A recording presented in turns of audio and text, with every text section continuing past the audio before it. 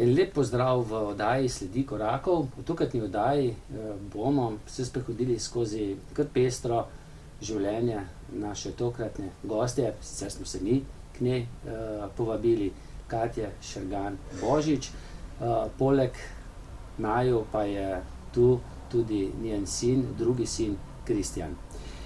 Katja, hvala, da si naju povabila na svoj dom. Enako. V kakšni družini si ti preživljala tista rosna otroška leta? Zdaj, midva se tikava, ker se že precej let poznava. Tako, res je. Tako bom rekla, v eni čist tipični slovenski družini, ne, mama učiteljica, oče, bom rekla, zaposlen v kemični tovarni, v Hrastniku, razvojni tehnolog, razvijal produkte, inovativen, imela sem brata oziroma imam brata, tako da je ena tipična slovenska družina, no. Se spomniš mogoče kakšnih iger iz tistih časov? Seveda. Zdaj, včasih smo se veliko skrivali po drvarnicah. Mi smo rekli, za punčke so bile punčke igračke, za fante je bila žoga, ne. Imeli smo vsi kolo, imeli smo kotalke, sigurno ni bilo računalnikov, ni bilo telefonov. Znali smo si na tla narisati kakšne igre s kredo, pa skakati recimo. Bila je ena igra z elastiko, gumitvist. Tako da kaj takšnega, ne, ampak je bilo pa super. Smo se imeli fino. Punčke so bile rade tudi učiteljice? Tudi, seveda. Pri tebi je bilo pa to še v družini, ne? Tudi, ja, res je, res. Čeprav tako bom rekla, mami seveda je bila vzor, ne, ampak sem se želela tudi sama nekako, da ne bi bila v njeni senci, ne. Zaradi tega sem se tudi odločila, ko sem se šolala. Vpisala sem se na gimnazijo, nisem šla v Trbovlje, ampak sem se odločila za Celje, ker pač resnično nisem želela biti v njeni senci, ne. Da bi pač zdaj drugi mislili, ona je pa tukaj, mamico ima tukaj, ima kakšno protekcijo, pa tako naprej. Te kdaj učila mami? Ne. Pa ti kdaj kaj pomagala? Kaj več vedela kot druge mame? Sigurno skozi osnovno šolo je pomagala, ne, se pravi, pri učenju, kot vsaki drugi otroci, se pravi, se otrok nauči, potem starši spraša, ne. Drugače pa bolj oči pri kemiji, pri fiziki, kakšno stvar pomagal, pa precej sama, no, se je bilo treba učiti. Kam pa je tebe po gimnaziji zanesla potem nadaljnja pot? Ja, tako bom rekla. Jaz sem se najprej vpisala na fakulteto, to je bila ekonomska poslovna fakulteta, tudi že začela s predavanji in vse, ampak potem nekako, tako bom rekla, jaz sem imela eno tako veliko željo že od majhnih nog potovati. In jaz sem že od majhnega rekla, jaz ko bom velika, bom šla pa v Ameriko, in meni so se seveda vsi smejali, ampak ko se mi je nekako ponudila možnost, priložnost potovanja, tako, za delo na ladji sem se jaz za to odločila. Delo na ladji. Zdaj, tole, če malce pokažemo, ne, to je vse povezano z ladjo, z ladjami, z agencijami. Kako je bilo, no? Kaj si sploh delala na ladji? Ja, delala sem različne stvari, ne, pač pravzaprav za različne kompanije na različnih ladjah. Začelo se je v Ameriki, ladje so potovale, imele so različne poti, se pravi, ali z Miamija na Bahame, vsakodnevno pa nazaj, ali je šlo recimo na Bermude, to je bil 7-dnevni kruz, ali pa na Karibe, ne, tako da različne tele relacije in različne pozicije. Recimo delala sem kot fotograf na 2 ladjah, slikala sem potnike ob vstopu, tako da potem smo tiste slike razvijali, tako da sem tudi v laboratoriju delala, razvijala slike, prodajali slike v galeriji. Potem sem recimo, glede na to, da je bila ta služba kar precej naporna, mislim, ne težka, ampak glede na število ur. Težavo s to morsko boleznijo v začetku je bil majčken čuden občutek, ne, ampak sem se navadila, moram pa povedati, da v tistih trenutkih, ko je bilo morje razburkano, smo imeli tudi potnike, ki so po tleh ležali. Enostavno so bili težki trenutki, no, tako da sem imela srečo, da tukaj težko ni bilo. Kaj pa sporazumevanje? Zdaj, samo znanje slovenskega ali pa recimo, takrat smo tudi vsi znali jugoslovanski jezik, je bilo premalo. Je bilo premalo. Tako bom rekla, angleščina mi je vedno ležala, ne. Se pravi, šla sem na ladjo z znanjem osnovnega angleškega jezika in s tem prepričanjem, da je to dovolj. Ampak glede na to, da je bila ladja v Miamiju, tam populacija, bom rekla, mogoče 90% špansko govorečih, je bila to težava, ne? Tako da se je bilo treba še špansko In zdaj naučiti. ti to prav pride, ne? Kakšno špansko nadaljevanko za pogledati. Ja, res je. No, sicer nimam veliko časa, da gledam, ampak če pogledam, razumem. Ne? Koliko jezikov govoriš? Ja, nekih je angleščina, nemščina, špansko sem se naučila, potem tudi nadaljevanje italijanščine. Majčkeno se nanaša na francoščino, ker so si jeziki podobni in če znaš ta jezik, tudi unga vsaj malo razumeš. Tako da tole, no. No in na ladji si spoznala, po mojem, Božiča, ne? Tako. Svojega Res je. kasnejšega moža. Ja, ja. To je bilo pa kar zanimivo, ne? On je bil pa človek ladje. On je bil pa TV programer, se pravi, opravljal je podobno službo, kot jo ti opravljaš. On je imel eno svojo veliko kabino, kjer je, bom rekla, so bili aparati, računalniki in on je pač to upravljal, ne. Imel je tudi čez, bom rekla, dnevne različne aktivnosti, vrtel filme, vrtel razne, bom rekla, posnel s kamero pa predvajal gostom. Pa razne aktivnosti, tudi druge, ki so jih izvajali na ladji za zabavo gostov. No. Tako. In nekako sta se vidva spoznala in vzela. Ampak to je bilo zanimivo, ne? To je bilo zanimivo. Sta se poročila, ja. Kje? Na Karibih? Na Karibih. Bom rekla, to se je začelo res kot prijateljstvo in tudi, bom rekla, nisem pomišljala na kaj drugega, ker pač enostavno ni bilo zdaj tisto, bom rekla, da je bila to ljubezen na prvi pogled, ampak sva bila pač iz iste države, govorila isti jezik, sva se sporazumevala med ostalimi, ki so govorili, bom rekla, druge jezike, ne, in sva se našla. In potem to je preraslo, to je bilo res eno tako prijateljstvo, pač iz iste države, in to je preraslo v nekaj več, ne. V ljubezen in poroka. Ja. Takrat še brez Aleksa. Tako, ampak ko sva se izkrcala, pa že z njim, no. Pa že z njim. Tako, ja. Ampak ta poroka je bila pa kar zanimiva, ne? Ja.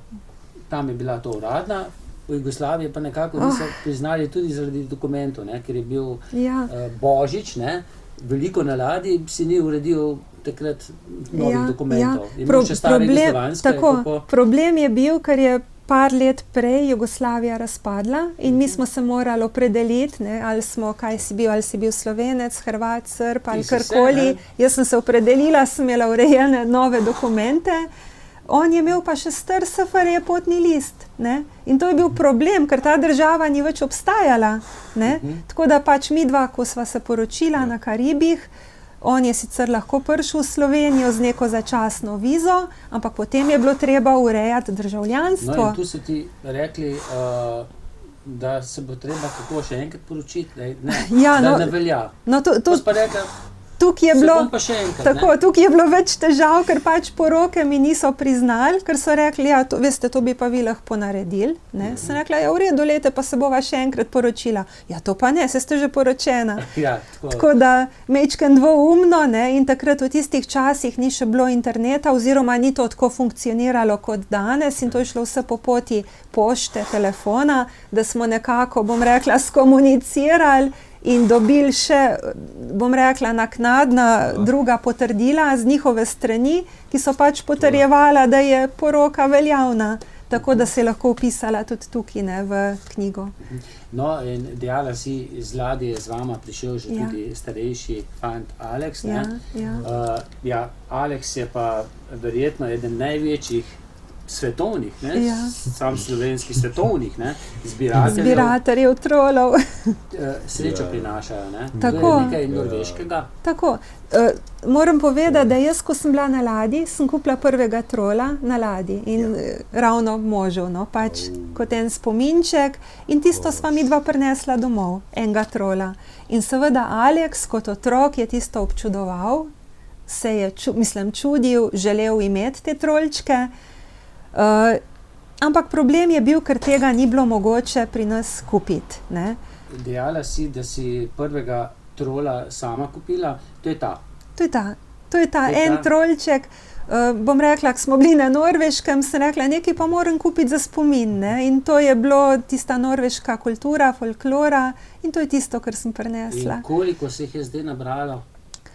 bom rekla, sin je zbiral aktivno 2 leti, zdajle je majčkeno nehal, ima pa trenutno okrog 500 trolov. Okrog 500, od takšnih manjših Od majhnih do večjih, srednje pa še visokih, večjih, takšnih pa še večjih, tako. tako da bo Do 20 kilogramov težkih. stanovanje že kmalu premajhno, ne? Res je, kar polno. Če ste ljubitelj športa in rekreacije, obiščite trgovino lopari.si v Trbovljah. To je trgovina za vse športne okuse.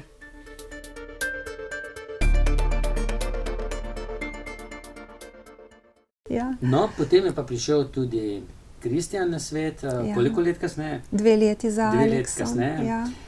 In čeden fant. Ja, Ja. res In je. kakšen je bil, ko se je rodil? Ja, tako bom rekla, Kristjana smo bili zelo veseli, seveda naša družina se je povečala. Odraščal je normalno, bom rekla, kot vsak drug otrok. Imeli smo tudi vse, bom rekla, redne kontrolne preglede v zdravstvenem domu, ampak ob 1. letu, se pravi po prejemu cepljenja, cepiva za ošpic, rdečke in mumps, je pa začel nazadovati. No, takrat so se pa pojavile hude težave. Kakšne pa? Do 1. leta starosti je on že govoril določene zloge, kot je recimo mama, papa, baba, pa tako naprej, ne, kot pač otrok v tej starosti že govori. Po prejetem cepivu pa je ta govor opustil. Zdaj pa ne samo, da je opustil, ampak enostavno začel je zavijati kot volk, spuščati neke čudne glasove. Nismo več prišli do njega, ni bilo več očesnega kontakta, prenehal je spati, prenehal je jesti tisto hrano, katero je že bil jedel. Pristali smo na tem, da je začel butati z glavo v zid, se vrteti v krogu, ponavljati. Ni se znal več igrati z igračami, privlačile so ga edino zvočne igrače, tako da bi si dal na uho, pa se vrtel recimo v krogu. Tudi voda, ne? Tudi voda. Voda ga je nekako pomirila. Da je tekla? Tako. Jaz sem tudi imela v tistem trenutku mogoče malo olajšanja, malo miru, da se je pač z nečim zamotil, ampak mi smo imeli na dan po 4-5 poplav. On je šel v kuhinjo, se je v tisto korito pomivalno usedel, spuščal vodo, to je šlo po tleh, in ko sem šla pobrisati, iz kuhinje zlaufal v kopalnico, v istem trenutku v kopalnici naredil poplavo. In kaj si takrat, recimo, kaj ste si s partnerjem takrat, z možem domišljala? Sta imela sama kakšno diagnozo? Videli smo seveda, da nekaj ni v redu, ne. Mi smo seveda potem hodili k zdravniku, spraševali. Zdravnica glede na to, da otroku ni bilo videti, da je kaj narobe, ne, pač ni bil, bom rekla, motorično ali gibalno oviran, zaostajal je le z govorom, glede na to je rekla, saj bo, ne, saj bo, saj je še majhen. Glede na tisto, da se pač, bom rekla, z glavo zaletava v zid, meče po tleh, je bilo pa rečeno, da nisem dovolj skrbna mama, da se mu ne posvečam dovolj, ne, da bi se mu morala bolj posvečati in da ga ne vpišemo v vrtec. Kako je to slišati? Bilo je težko, ne, ker dejansko, bom rekla, nismo vedeli, kaj se dogaja, mečken imaš pol v sebi tudi tistega občutka krivde, kaj pa če je res tako, ne. Ne veš, ne znaš si pa pomagati. Kaj pa starši tvoji, recimo? Ja, starši, bom rekla, noben od nas ni vedel, ne, bilo je pa zelo težko. Mi smo prišli k mamici, moja mama je morala zakleniti vse sobe, se pravi, on, ko je prišel k njej v stanovanje, je vse zmetal po tleh. Tako da dejansko je morala s ključi zakleniti, da ni prišel zraven, drugače bi vse letel. Kdaj pa je prišlo potem do ugotovitve, diagnoze? Ja, no mi smo najprej ga še v vrtec vpisali po predlogu zdravnice, da je pač otrok tudi razvajen in da se bo v vrtcu navadil. In ko smo ga mi vpisali v vrtec, smo doživeli eno tako neprijetno presenečenje, ker ga v bistvu tudi tovarišica v vrtcu ni mogla imeti, ne. Skratka, vpisali smo ga v vrtec, ni pa mogel tam biti, ne. Jaz takrat tudi nisem mogla delati, ker je bilo z njim tako hudo. Vpisala sem se seveda na center za socialno delo, tam tudi mi niso hoteli ali mogli pomagati, ker nisem imela še uradne diagnoze, ne. To je zdaj izgledalo, kot da, ne vem, ne želim delati, recimo, ne. Kje pa si delala? Prej sem bila zaposlena, mož je ustanovil firmo, tako da sva skupaj imela to firmo, kjer sem bila tudi jaz zaposlena, ampak sem morala zapustiti trg dela. Dejansko jaz tudi nisem mogla delati, ne. 24 ur doma. Seveda. In potem pa si enkrat potrkala na prava vrata, da so rekli, Tako bom rekla. Avtist. Ja. Kako so rekli? To je šlo korak po koraku, ne. To ni bilo kar naenkrat. Mi smo hodili v Ljubljano na pediatrično kliniko, imeli smo različne preglede, od pregleda sluha pa tako dalje, ne, da so pač izločili, da ni gluh in vse te stvari. In po nekih 3-4 takšnih obiskih smo pa le dobili diagnozo, to je bilo v starosti 2 let in 10 mesecev. Se pravi, to je bilo kar dolgo, če računamo, da je ob enem letu se vse to začelo, ne, po prejetem cepivu. Skoraj 2 leti. Skoraj 2 leti smo se mi res matrali. Torej pred 15 leti, 16 leti. Ja. In takrat seveda olajšanje, ne. Olajšanje. Seveda, jaz sem bila vesela, da mi pa končno vemo, kaj se dogaja. Kako se je glasila diagnoza? Avtizem. Ja, težja oblika. In potem, ne vem, takrat je že bil internet, brskanje? Ja. Tako bom rekla, na moje veliko začudenje, presenečenje, pa na mojo žalost nismo dobili nobenega pojasnila o tem, kaj je avtizem. Se pravi, zdravnica je enostavno postavila diagnozo, ni nam dala nobenih pojasnil o tem, kaj to je, zakaj do tega pride. In pač povedala, da pač ni nobenega zdravljenja, ne. Da ni nobenega zdravljenja. Seveda, doma je bilo pa še vse zelo podobno in partner je kmalu potem odšel. To so bili hudi pritiski, bom rekla, otrok ni spal cele dneve, on se je sredi noči zbudil, spal je urico, 2, potem smo bili vsi budni, ne, tako da enostavno ni šlo, to so bile res težke stvari, ne. Ti si potem ostala sama z obema otrokoma, partner si je drugje ustvaril potem družino, tako v stikih ste. Kako je bilo potem mama z diagnozo, sinovo diagnozo avtizem, pa potem še z drugim sinom zdravim? Kako je bilo to vse skupaj balansirati, pa po drugi strani spet zdravstvom pa z državo? Tako bom rekla, zelo težko, ne, ker v bistvu tudi, če bi se zgodilo tole, kar si povedal, se pravi samo ločitev, da mama ostane sama z otrokom enim, ampak v mojem primeru z 2, že samo to je ena težka situacija. Da pa v takem primeru, bom rekla, ostaneš sam z bolnim otrokom, je bilo pa, ne vem, nimam besed, res težko, ne. Mislim, težko za mene, težko za starejšega sina, dejansko smo vsi živeli težko, ne. Smo se mu kar precej prilagajali, pa kljub temu se matrali, ne. In mimogrede, Kristjan tega, kar je na mizi takrat, zagotovo ni uspel sam ustvariti. Vse to, kar je tu, no, razen teh je ustvaril sam. No, tole je en majhen delček, kar smo uspeli zdaj na hitro na mizo dati. Kaj je vse znam. Ampak kako je napredovala njegova bolezen? Ali pa njegovo stanje? Kako se je kazala? Kaj si ti v tistem času razmišljala? Mogoče tudi to, da je mogoče s kakšnim vnosom hrane kaj narobe? Tako bom rekla, dejansko tudi vedela nisem, kaj je avtizem. Jaz sem morala v slovar pogledati, kaj je avtizem, jaz sem si morala začeti brati. Na internetu v slovenskem jeziku ni bilo popolnoma nobenih zadetkov o avtizmu, zdaj vemo, da je veliko teh informacij, ne. Takrat, recimo 2 dobri knjigi gospe Kušarjeve. Ja, tako, res je. Takrat tega pač ni bilo, ne. Tako da sem se pač, bom rekla, obrnila na tujino, prišla do informacij o zdravljenju avtizma, bili smo napoteni preko tuje zdravnice, da smo opravili preiskave v inozemstvu. Določene stvari smo tudi naredili pri nas na pediatrični kliniki, ampak zanimivo je bilo, da ti izvidi, ki smo jih opravili pri nas, niso pokazali ničesar, ne. Ničesar, se pravi vse v mejah normale, BP. In potem smo te, bom rekla, iste stvari naredili v inozemstvu, dobili izvide, kateri so pa pokazali marsikaj.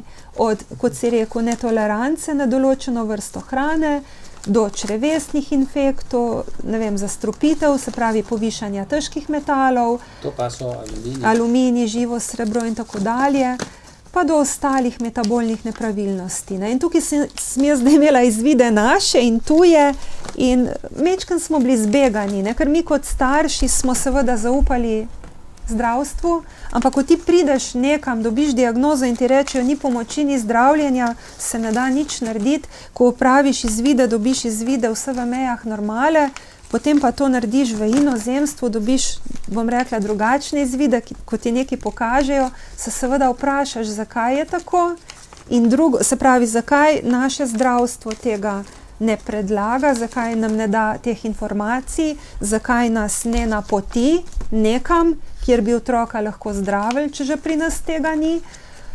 Potem so se pa začele borbe, ne, se pravi, s temi izvidi na Ministrstvo za zdravje, kjer so pač naložili strokovnemu kolegiju za laboratorijsko diagnostiko, da se preverijo reference teh tujih laboratorijev. To je bilo preverjeno, potrjeno že leta 2008. Pa potem na podlagi tega uvajali terapijo, se pravi od diete do dodatkov, potem upravljali kontrolne preiskave in na podlagi teh novih izvidov tudi prilagajali dodatke. Ne. Verjetno je pa bilo potrebno s tem seznaniti tudi šolo. Ne, Ja, kjer je seveda. skoval, Ja, najprej vrtec, potem Da so se šolo. potem tudi oni s tem soočili in mu dali potem takšno hrano. Ustrezno, tako, Pa res so je. vedno Ja. prisluhnili? Tako bom rekla, jaz mislim, da niso tako resno jemali od začetka, ne, da sicer, mislim, če povem en zanimiv primer, ko sem prišla v vrtec v Hrastniku, je imel ker sva majčkeno zamudila, sva prišla, ko je bil že zajtrk in je imel na svojem krožniku ene čokoladne piškote, ne, in jaz to vidim, ampak on ima zdaj, mislim, on je že takrat imel to dieto brez glutena in kazeina, čokolada, to je mleko, to vsi vemo, ne, in jaz tisto pogledam in vprašam, kaj pa je to? Ja, to pa je njegova malica. Sem rekla, to pa ne sme jesti, ampak on to je vsak dan. Sem rekla, kako, ne? So mi pokazali embalažo brez glutena, ampak je imel pa kazein. Ne, tako da smo potem po tistem videli, da mu pač dajejo stvari, sicer ne vede, ni bilo nalašč. Bili so tudi drugi primeri, ko se je njegov kruh dotikal drugega kruha, so to kar v isti košarci prinesli, pa sem morala do ravnateljice prositi, da pač njegov kruh se ne sme dotikati, ker tudi drobtinca tistega njemu lahko škoduje. Mislim, sicer pol ni bilo nobenih problemov, ne, so rekli, imamo dovolj krožnikov, ampak šlo je zgolj za, bom rekla, nevednost, ne. Niso bili poučeni, tudi jaz nisem bila poučena od začetka, ampak enostavno, bom rekla, smo pridobili te izkušnje in smo jih prenesli tudi v vrtec in kasneje na šolo, kjer so seveda potem te napotke upoštevali. Ne? Upoštevali. Ja. Če se pa kdaj prekršil sam, zdaj ne vem, če se sam, Ja. ali pa če mu je omogočeno, da se prekrši, se pa to takoj pozna. Imeli smo nekaj kršitev. Vse košček torte mu pa ne bo škodilo, pa mu je, ne? Dobil je napad, tako je dobil napad. Moram povedati, da ko smo dobili te prve izvide, namreč iz Norveške, pošiljal se takrat urin na Norveško, je bil tudi močno povišan epileptik. Ne? Se pravi, če ne bi mi takrat takoj uvajali specialne diete, bi otrok tudi imel sigurno v toku življenja, verjetno kar kmalu epileptične napade. No, danes, ko je prišel iz šole, ne, ko so ga pripeljali, je pojedel en prav poseben jogurt, pa juhico, ne? Tako. Mislim, on ima v šoli svoje kosilo, ampak glede na to, da je potem še v popoldanskem varstvu pridelačen, ga čaka doma drugo kosilo, ne? Tako da tudi rabi, raste še in seveda. No, mi da sva se tudi nekako v tistem času spoznala, ko si ti, mislim, da je že ustanovila Društvo za avtizem Dan, to je pa prav poseben protokol Dan, če se spomniš, kje v Idrijskih Toplicah, ko so še delovale. Dolga doba je že to nazaj. No in kaj pa je ta protokol Dan? Ja, tako, no, bom rekla, mi smo takrat, ko smo pač iskali informacije o zdravljenju avtizma, smo naleteli na ta protokol Dan, se pravi Defeat Autism Now, premagajmo avtizem zdaj.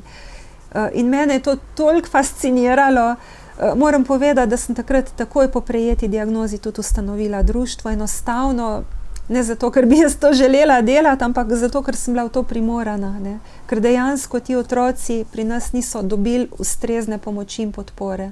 Se pravi, mi smo od našega zdravstva dobili diagnozo, tukaj so se pa stvari ustavile, ne. Zdaj sicer pri, bom rekla, lažjih oblikah avtizma, pri lažjih oblikah naših otrok so možne tudi specialno-pedagoške obravnave, katere so bile nam tudi seveda predlagane, ampak zaradi težje oblike pri Kristjanu te specialno-pedagoške obravnave niso bile izvedljive, ne. Delo z njim ni bilo mogoče. Zdravnica, ki mu je dala diagnozo, ga je označila za doživljenjsko nesposobnega, predlagala nam je, da ga damo v zavod. Tako da... No, naši gledalci so pa videli nekaj posnetkov, kakšen je bil Kristjan, ko je bil majhen še, ne? Ja, ob prejeti diagnozi. Koliko je že do danes napredoval, jaz recimo ga tudi že poznam 10 let in vem. Tudi ta telesni stik, ne? Rad se objame, res je. Pogleda tudi v oči, tega od začetka ni bilo, ne? Prej ni bilo očesnega kontakta, ni dovoljeval oziroma ni mu pasal stik. Zdaj bi se pa kar božil, ne. Tudi recimo, ko pride v šolo, ima, bom rekla, svoje učiteljice, bom rekla, se jim rad približa in je vesel vsakega kontakta, vsakega, bom rekla, da ga malo pobožajo, malo pohvalijo, vsake pohvale. Tako da, to je za njega tudi največja nagrada v bistvu, no, da ga nekdo pohvali. No, pa čisto drugače je zdaj z njim iti tudi k zobozdravniku, ne? Ja, tako bom rekla, mi smo takrat v tistih časih, ko je bilo hudo, pa je imel bolečine, tudi nismo prišli do zobozdravnika, ker seveda on se ni usedel, ni dopustil posega, ne, v usta in njega je bilo potrebno uspavati, ne. Zdaj, ampak potem mu niti niso zdravili zob, ne? Ja, to so pulili. Ja, midva sva šla preko nujne napotnice in seveda namesto takrat, ko so ga uspavali, da bi pač naredili, kar je bilo potrebno, so izpulili tisti en zob, ki je bil takrat kritičen, ki ga je bolel. Ti je imel samo malo karies, Jaz sem pač prosila, da mu še kaj drugega popravijo. Tisto je bilo pa treba drugo napotnico dobiti, ampak ne nujno, tisto je bila pa redna napotnica in takrat je bila čakalna doba od 3 do 5 let za en zob popraviti, ne. Tako da to je bilo hudo. No, zdaj pa to gre, ne? Zdaj pa to malo drugače, ne? Zdaj pa gre rad k zobozdravniku, zdaj ga zaboli zobek, mi gremo in dobi plombico. Tako da uživa, ker je ena luštna zobozdravnica in se jo zelo veseli in enostavno dopusti. No, v tistem času, ko so se nekako spoznala, ko so začela sodelovati, sem jaz takrat gostil v studiu tudi predsednika republike oziroma predsednika vlade, Janeza Janše takrat, no zdaj bo spet, oziroma je spet mandatar. No, takrat smo mu dala pismo. Kaj si mu tam v tistem pismu takrat sporočila, če se še spomniš? Se pomagalo, da ni, ne? Ja, tako bom rekla, tisti je bila bolj prošnja za pomoč, ne. V bistvu povedala sem, kaj se dogaja, kaj je tukaj, česa ni, oziroma... Kar se tiče medicine, ne? Ja, oziroma pač nekako predstavila te informacije, do katerih smo prišli in tudi napredke pri svojem otroku. S prošnjo, da bi se to področje zdravljenja uredilo tudi pri nas, ne. Pa se še ni, ne? Jaz mislim, da še ne. Pač sploh za te težje oblike naših otrok, ki brez podpore, se pravi brez laboratorijskih preiskav, brez da diagnosticiramo njihove, bom rekla, zdravstvene težave in jim na teh področjih pomagamo, vzpostavimo biomedicinsko ravnovesje v njihovih organizmih, ne moramo pomagati. Ker ti otroci niso sposobni slediti. Ja. Še vedno. Torej, če želiš ti te preiskave krvne, ali je preveč aluminija ali pa kaj drugega, poslati v tujino, moraš to sama poravnati. Oziroma preko društva, če se da, če kdo donira. Zakaj meniš, da se to ne da urediti? Tako bom rekla, mi smo se preko društva zelo trudili, da bi se to področje uredilo, ne. In tudi tisti dokument, ki smo ga uspeli pridobiti, se pravi, ko je Ministrstvo za zdravje naložilo strokovnemu kolegiju za laboratorijsko diagnostiko, da preveri reference teh laboratorijev, smo mi to pridobili. Se pravi, reference teh laboratorijev so bile preverjene, so bile potrjene. Naslednji korak bi bil, da te preiskave postanejo del uradne medicine, se pravi, da bi starš s takšnim otrokom prišel k zdravniku, dobil napotnico za te preiskave, ampak da bi se te preiskave lahko sprejele kot del, bom rekla, uradne medicinske stroke, bi jih moral potrditi zdravstveni svet. In mi smo seveda takrat preko društva, smo tudi z gospo dr. Kušarjevo veliko sodelovali, imeli veliko teh različnih sestankov, srečanj, in direktor tega zdravstvenega sveta oziroma predsednik, kakorkoli, nam je bil zelo naklonjen, ne. Takrat, bom rekla, so nam bila vrata zelo na široko odprta. Te preiskave bi bile že skoraj sprejete, ampak takrat je vrata zaprla pediatrična klinika, katera je te preiskave označila za alternativo, ne. Alternativo, ja. In je pač to padlo v vodo. Ja. Katja, na tem mestu bova prvi del te pogovorne oddaje zaključila, v drugem delu nama bo tudi še kaj Kristjan pokazal. Seveda boš pa spregovorila tudi o vseh tistih zdravljenih, ki pa so Kristjanu dokazljivo pomagale k bolj kvalitetnemu življenju. Za tokrat, za ta prvi del se ti zahvaljujem. Enako, hvala. Vam pa tudi, če ste bili z nami, pa bodite z nami tudi v drugem delu.